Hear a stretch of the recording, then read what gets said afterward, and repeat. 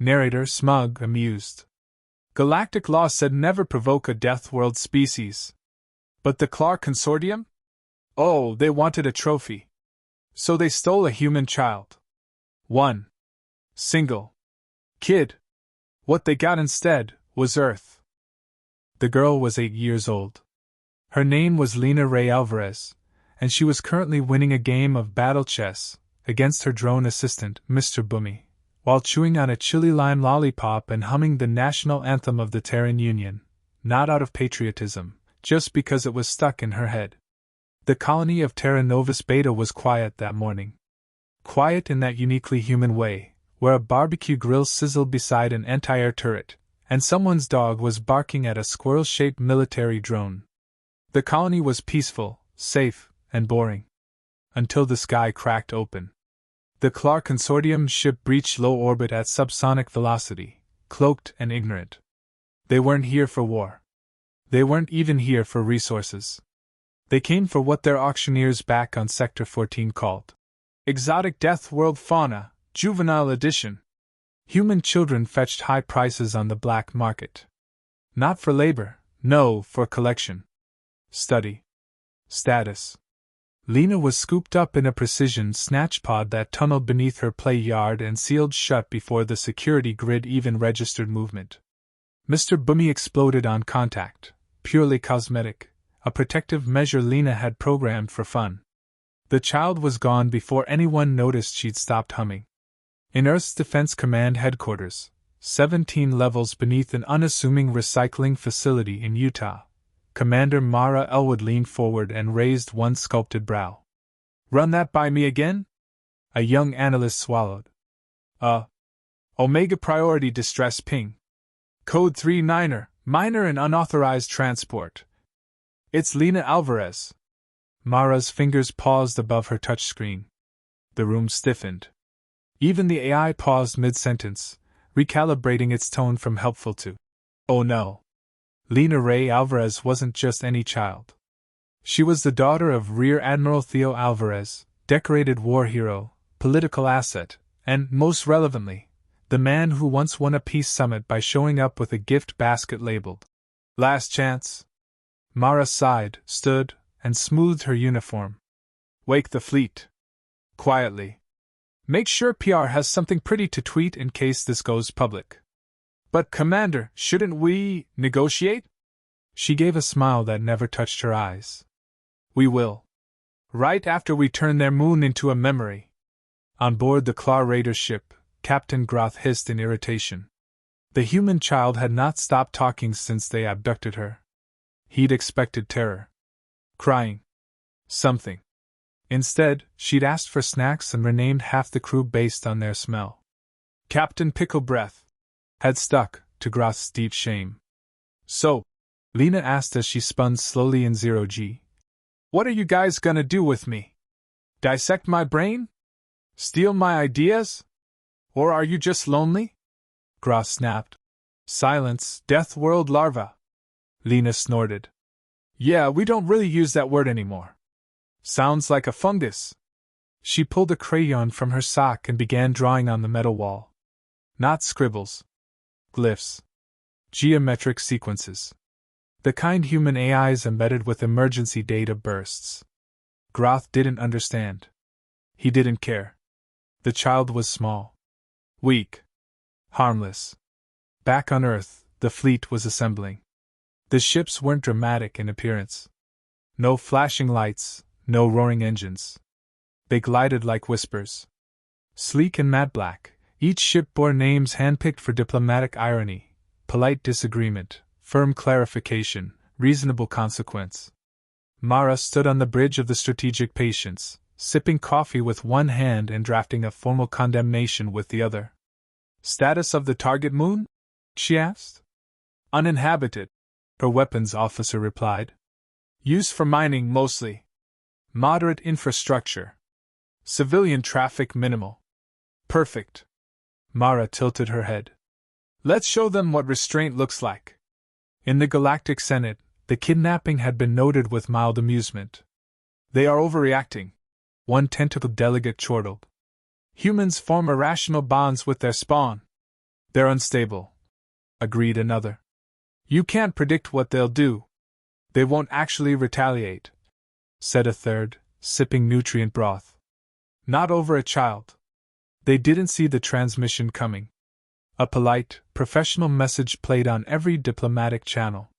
Earth's ambassador, Ambassador Dennis, human male, early 40s, side-parted hair, calm eyes, stood in front of a soft blue background.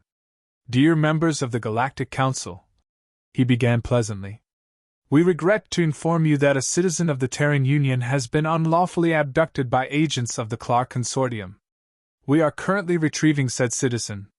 In accordance with Article 9 of the Death World Defense Act, we are also eliminating the nearest celestial body associated with the offending party as a calibrated response. He smiled faintly. Please do not mistake this for aggression.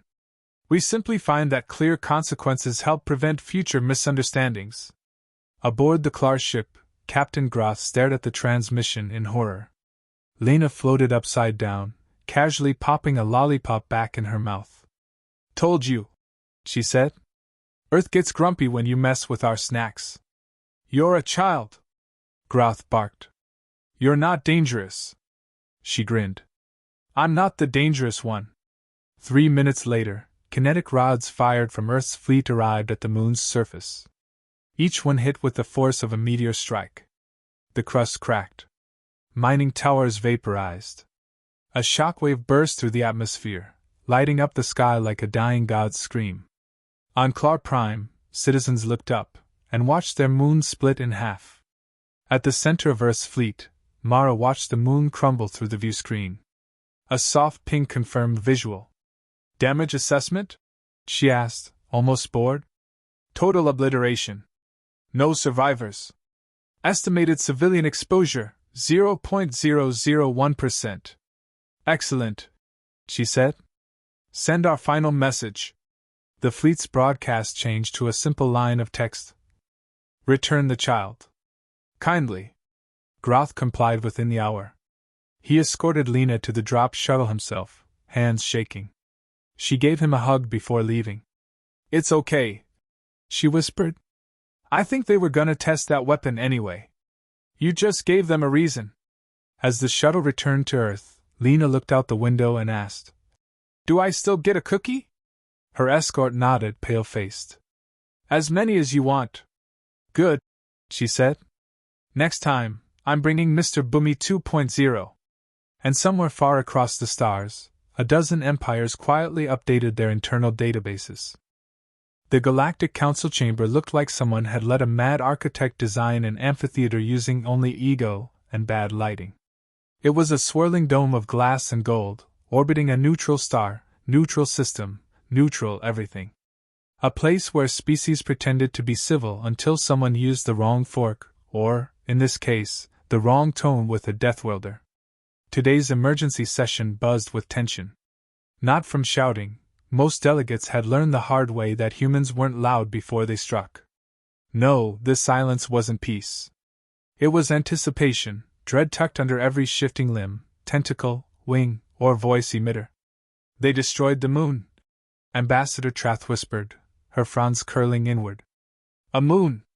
Technically a controlled demolition, corrected another. They even sent a warning. Humans send warnings like wolves send lullabies. Whispers broke off as Earth's representative materialized at the center of the chamber. Human male, elegant suit, subtle pin displaying the Terran Union sigil, a small sprig of mint in his lapel. Ambassador Dennis smiled like someone delivering muffins to a funeral. Good morning, esteemed members, he said, voice calm and pleasant. We apologize for the abruptness of recent events. However, we trust the message was sufficient. The room pulsed with quiet alarm. Counselor Javor of the Iridax Collective rose first, his species known for strategy and restraint. You've destabilized a planetary orbit. Are you mad? Dennis tilted his head, polite. The orbit was adjusted, not destabilized. Our astrophysicists were very careful. You obliterated a moon, snapped Vexery of the Wylel trade ring, whose mining investments had gone up in vapor. We did, Dennis agreed. We also broadcast 3 warnings, 2 redirects, and a diplomatic apology embedded in the impact tremors. He paused, then added with a touch of warmth, Earth is nothing if not courteous. From the sidelines, several junior species delegates shifted uncomfortably. Humans were smiling. That was never a good sign. Counselor Giartok of the Varn Empire cleared his throat, through a vocal sac the size of a hovercar. Was it necessary? Dennis stepped forward. The mint in his lapel fluttered slightly, catching the filtered light. A child, he said softly. One. Taken. Unprovoked. Unharmed or not, the intent was violence. Humanity responds, proportionally. And proportionally, murmured Counselor Yeesh. Means you erase moons? No, Dennis said with a gentle wave. We reserved that for restraint. Proportional would have been orbital cleansing, economic suffocation, and bioseed nullification of 5 systems. The silence that followed was not diplomatic. It was raw. Meanwhile, back on Earth, Commander Mara Elwood sipped lukewarm tea while reviewing 10 separate petitions from galactic species requesting positive diplomatic alignment with the Terran Union. Have we heard from the Claw? She asked without looking up. Still quiet. Their high seat is vacant.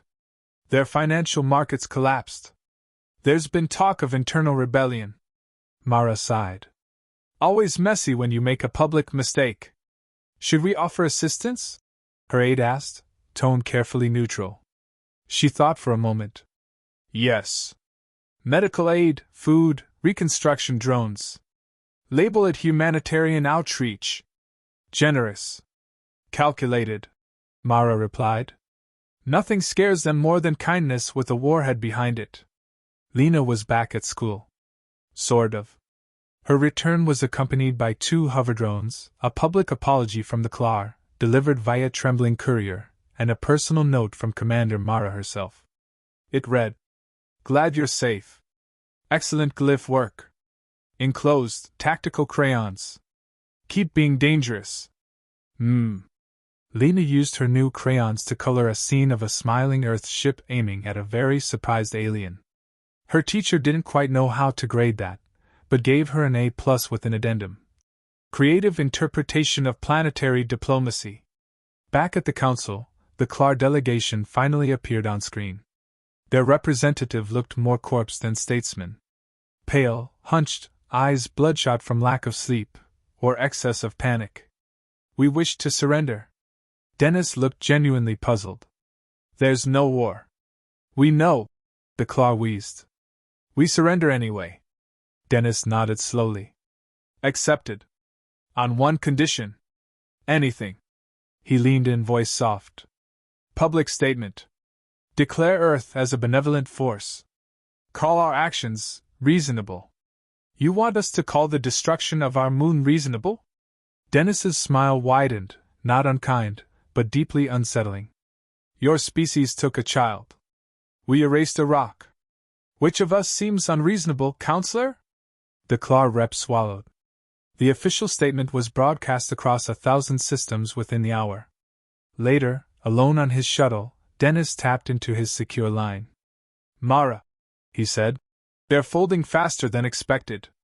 On the screen, Commander Mara nodded, brushing back a loose strand of hair. Fear has a better ROI than war. Especially fear in a polite suit. We'll move ahead then. Yes. Project Umbrella is a go. Dennis raised a brow. All this, for a test run? Mara smiled. Lena was never in danger. Her capture was an entry trigger. They played their part. Now the galaxy knows we're patient. Forgiving. But if you hurt what's ours? Dennis finished the sentence. You don't get fire. You get silence. And then nothing. That night, 1,000 planets reviewed Earth's response. And quietly, silently, they updated their threat assessments. The Terran Union's file now read. Status cordial. Hazard level, extinction class. And below it, a single advisory line. Never touch their children. There was something unnerving about watching humanity win without raising its voice. Across the galaxy, political analysts, organic, synthetic, and some awkward hybrid, poured over footage of Earth's ambassador, Ambassador Dennis, delivering his statements with polite, deliberate calm. Words were analyzed. Pauses dissected. Inflection calculated. A simple human sentence. "We trust the message was sufficient." Sparked 5 doctoral theses in military colleges from Quran Prime to the Arxen Belt. Because it was never just what humans said. It was what they didn't say. No death toll. No threat. No declaration of war. Just the annihilation of a moon, and a smile. On board the orbital platform Solace Gate, tucked just inside Terran space, Commander Mara Elwood met with her strategic division inside a soundproof briefing room. The glass table projected the map of the sector with precision, hyperlanes, fleet positioning, resource points, known pirate routes, all pulsing softly with tactical overlays. Mara stood at the head of the room, arms folded. She wasn't one for theatrics. Her authority came from precision, not volume. "Begin," she said. Her analyst, Commander Ngoro, flicked through several data points. Following the moon event, 29 independent species have filed formal reclassification requests. They now label Earth as a non-negotiable retaliatory risk, the highest level, just below existential extinction. Mara raised an eyebrow. "Do we get a badge for that?" 3. And a dinner invitation from the Croth. "The ones who called us barely sapient fire apes last quarter?" Goro grinned. "The same. Funny what a missing moon does to someone's manners." The laughter around the table was brief, restrained. This wasn't a celebration. It was calibration. Earth hadn't acted out of anger, they'd executed a test. A simulation played in real time, and the galaxy had performed perfectly. Back at the Galactic Council, the debates had shifted tone. Previously, humans had been viewed as reckless, unstable, an oddity among the refined. But now they were something else. Something older species feared most: predictable, strategic, and impossibly restrained until provoked. "I don't believe it," growled Counselor Vexery. "They let it happen." "You think they planned the kidnapping?" asked another, eyes narrowing. "No," she said slowly. "Worse. They counted on it." Lena Ray Alvarez sat cross-legged on the floor of her family's living room, stacking magnetic bricks into a lopsided pyramid while her father reviewed encrypted messages from his neural implant. "Dad," she said, not looking up, "what's the difference between a simulation and a lesson?" Theo Alvarez blinked, lowering the holoscreen. "That's a heavy question for a Tuesday." She shrugged.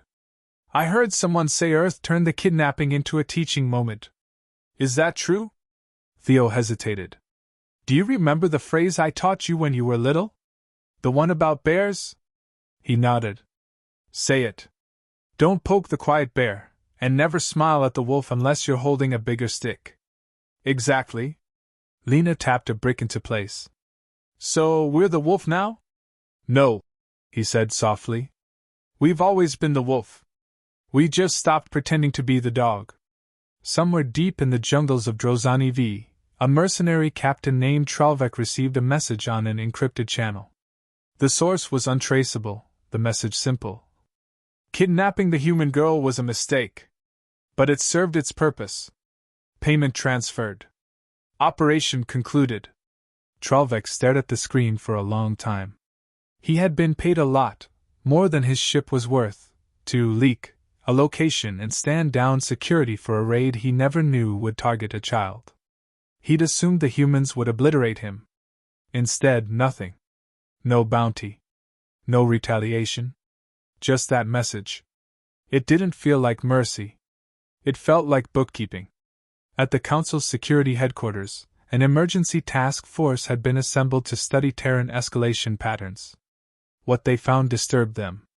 "Humans do not escalate linearly," said a cybernetic researcher, pointing to a chart that looked less like a slope and more like a cliff. "There's no warning scale. Once provoked, response increases logarithmically. Is there any way to de-escalate? Not once a trigger is confirmed. They have protocols, dozens, designed around containment, not forgiveness," Then what do we do?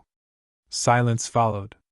Then an older delegate, exiled from 2 wars and 1 collapsed empire, whispered. You don't make them angry. Ever. You make them curious. It's the only emotion safer than vengeance. Commander Mara stood in the observation deck of the Strategic Patience, watching Terran fleet drills in the black void of space. Every movement was exact. No waste. No showmanship. Just perfection. Her aide approached with a date pad. Another request for Alliance protocols. The Klar, surprisingly. She did in turn. They'll try to buy time. Restructure their economy. Seek safety and public alignment. Do we accept? Yes, she said. But on our terms. Always on our terms. And the child? Protected. Educated. Monitored. And when she's older, recruited. A pause. She already speaks like you, the aide added. Mara finally looked up. She'll speak better. That's the point. In the next chamber, Dennis stood in front of a camera, recording Earth's next broadcast. He didn't rehearse. He didn't need to. Citizens of the galaxy, he began. We appreciate your cooperation. The misunderstanding involving one of our children has been resolved. Let it serve as a reminder, not of our power, but of our patience. He smiled. Earth desires peace. But our memory is long. And our reach longer. The message ended with Earth's crest, a stylized olive branch wrapped around a torch. The olive branch was optional. By the end of the week, over 50 species redefined Earth's diplomatic designation. Most added the same 2 words at the bottom of the page. The smell of scorched metal still hung in the dust cloud where Clar's moon had once orbited, though no one was foolish enough to fly that close anymore. The debris field was marked Terran Consequence Zone in galactic traffic charts, a designation invented specifically for this event. Navigation systems rerouted automatically. No ships dared to drift through it. Not because the area was radioactive or unstable, but because it was quiet. Too quiet. And everyone knew by now, quiet meant the humans were watching. Ambassador Dennis's face was calm as ever when he entered the private conference suite aboard the Peacebringer, a diplomatic cruiser that floated just outside Terran space. No guards followed him. No armor. Just a dark blue suit and an expression of such careful civility it could have been used in place of anesthesia. Inside, 5 species sat waiting. All had one thing in common: they had either insulted, ignored, or underestimated humanity in the last 50 years. None of them were smiling now. We appreciate the invitation, murmured Representative Call from the Oro Dominion, his gelatinous form dimmed to a nervous shade of blue. Dennis nodded. Of course. Politeness is tradition where I'm from. He sat. Poured tea. Not from a fancy dispenser, he brought his own flask. A small, green thermos with a handwritten label on it, Mara's Brew, do not steal unless you want a war. Let's not waste time, said Vexry of the Wylel, folding her manted arms. You didn't summon us here for small talk. Dennis raised an eyebrow. I never summon, he replied gently. I request. And you accepted. From his pocket, he withdrew a chip and pressed it to the table. A projection flickered to life, a galaxy-wide map lit with red pulses. 2 cycles ago, he continued, you all had concerns. You viewed Earth as a volatile upstart. Emotion-driven. Unpredictable. He let the image sit for a moment, then tapped again. The map transformed. Trade routes shifted. Treaties redrawn. Dozens of new alliances, most heavily favoring Earth. No, he said. You reconsider. You're rewriting the galactic order, Call said, voice strained. Dennis took a sip of tea. We're stabilizing it. At Earth Command, Commander Mara leaned over a screen showing a familiar face, Lena, now seated in a simulator, surrounded by blinking panels and laughing with an instructor. Her tactical aptitude scores had already broken 3 records. She doesn't know yet, said her aide, standing beside her. She will, Mara replied. When it's time. You think she'll forgive us? Mara gave a faint smile. We didn't start the game. We just refused to lose it. The aide paused. She was bait, wasn't she? No, Mara said, voice firm. She was the trigger. Back aboard the Peacebringer, Dennis continued. We don't enjoy violence, he said. Contrary to popular belief, humans aren't driven by chaos. We're driven by care. And when we care, we protect. Vexery scoffed. By blowing up moons. He didn't flinch. By ensuring it only happens once. He leaned in. You see a scorched moon. We see a message. Clear. Simple. And perhaps most importantly, merciful. No cities leveled. No species eradicated. No revenge. Just restraint. Restraint. Call repeated, voice slow, like the word didn't fit in his mouth. Dennis smiled, warm and sharp all at once. You kidnapped a child. We erased a rock. Ask yourselves, what would you have done if the roles were reversed? None of them answered. On the edge of Terran space, the Watcher satellites caught movement. Not hostile. A trade envoy, Sarin class. It drifted into range, broadcast a simple message. We acknowledge Earth's principles. Requesting cultural exchange and tactical partnership. The AI on board flagged it under. New submission, acceptable tone. Back at command, Mara read it and made a small note. Send them our culinary packet and a complimentary translation of How Not to Die by Earth. Her aide laughed under his breath. The revised one? Of course, Mara replied. With pictures. Later that night, Dennis returned to his quarters aboard the Peacebringer. He turned on a private feed, encrypted and locked to one viewer, Mara. She appeared instantly, reading reports as she walked along a quiet corridor aboard the Strategic Patience. Progress? She asked without looking up. Better than expected. They're scared. They should be. Dennis sipped his tea, paused. You think they'll try anything else? They won't have the chance. The moment they do, well, you saw what happened last time. Dennis let silence settle between them. You ever think we went too far? She stopped walking. No. Not far enough. He chuckled softly. I knew I liked you. On Earth, Lena fell asleep with a toy ship clutched in one hand. Her dreams were calm. Bright. Full of stars and laughter. She didn't know yet that her name was in military files across 27 systems. That she'd already been given a codename in Earth's strategic archives. The Spark. She wouldn't understand the weight of that for years. And when she did, she'd carry it like her father once carried a rifle, not for glory. For defense. In the Council's upper chambers, a secret vote was called. Motion: reclassify Earth from potential aggressor to mandatory ally. The vote passed. Unanimously. And far from the chamber, where no recorders hummed and no cameras blinked, a lone voice whispered what many already knew. Humanity doesn't make threats. They issue warnings. Once. And if you don't listen, there won't be a second.